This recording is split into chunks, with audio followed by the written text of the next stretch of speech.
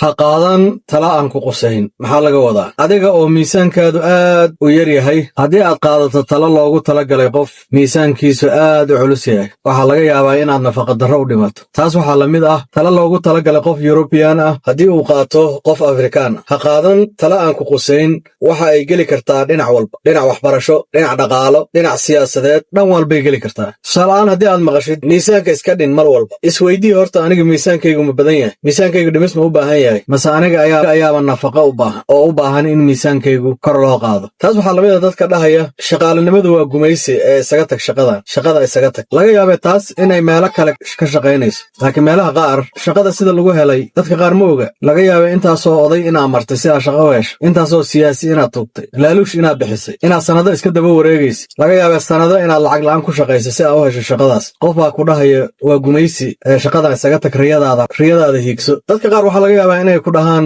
iskuulka iska dhaaf ee shaqayso ama ganacsi bilaaw, wax faa'iidaha ma leh. Laga yaabaa dadka qaar inay u shaqayn lahayd taas, laakiin qof kasta uma shaqaynayso. haddii dadka qaar u shaqaysay macnaheedu ma aha inay adigana kuu shaqay doonto. waxaa maqlaysaa khatarta qaado. khatar qaadashadu dadka way u kala sahlan tahay. qof ayaa haysta safety net, qofkaas wuu dul qaadan karaa ama waa uu ka soo kabsan karaa qalad mar ama laba mar. laakiin dadka qaar hal qalad oo ay sameeyaan ayaa laga yaabaa inay u dhammaato.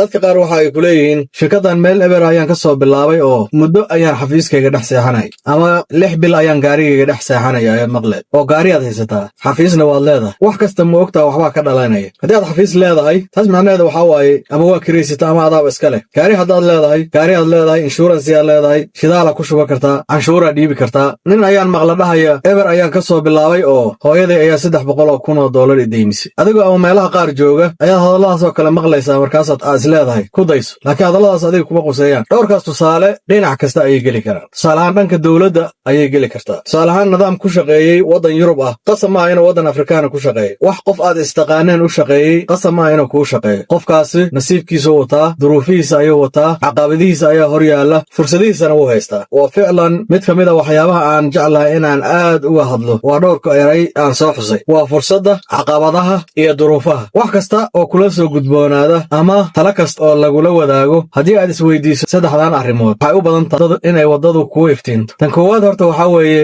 fursadaha. maxaan fursad haystaa? fursadda hebel haysto qasab ma aha inaan aniguna haysto. dadku way kala fursado badan yihiin. fursadahana waxaa saameeya waxyaabo badan oo nolosha ka mid ah, oo uu ka mid yahay caqliga, cilmiga, khibradda, qadarka ilaahayna meeshiisa wuu yaallaa. arrinta kaloo isweydiinaysa waxaa weeye maxaa caqabado ah oo igu gudban? dadka caqabaduhu way u kala nugul yihiin, ayadana waxyaabo badan ayaa saameeya caqabadahaas. waxaa laga yaabaa caqabado badan oo adiga kugu gudban inaysan qof kale oo aa isku mid tihiin ku gudbanayn. sidoo kale waxaa dhici karta caqabado qof kale ku gudban inaysan adiga kugu gudbanayn. arrinta kaleoo meesha taalla ayaa waxa ay tahay duruufaha kugu gadaama. qof kasta duruufo gooniya ayaa ku gadaama, isku mid maaha dadku. duruufaha aad markaas ku sugan tahay waxa ay go'aaminayaan waxyaabo badan oo la xiriira sidii aad fursadaha uga faa'iidaysan lahayd, sidii caqabadaha aad uga gudbi lahayd, iyo wixii lamid ah. haddii aan soo koobo, waayahan talooyinka aad ayay u fara badan yihiin, siiba xagga internetka. talooyin caafimaad, kuwa dhaqaale, kuwa diimeed, kuwa nolosha ah. marar badanna waxaad arkaysaa qofka kula talinaya naftirkiisu inuusanba talahayn. marka talada qof loogu talagalana qof kale qasab maaha inay ku shaqayso. waxay noqon kartaa tala caafimaad, tala dhaqaale, tala diineed, tala mustaqbal. ayadoo aan la ogaan qofka fursadaha u haysto, caqabadaha ku gudboon iyo duruufaha uu ku jiro, tala layskama sii karo.